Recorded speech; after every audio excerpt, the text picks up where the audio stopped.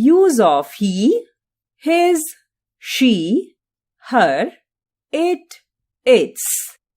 He is used to talk about a male, and his about his things. She is used to talk about a female, and her about her things. It is used to talk about a thing, and it's about its things. He is Arun. He is a boy. His bat is new. His cap is black. She is a woman. She is old. Her hair is white. Her stick is long.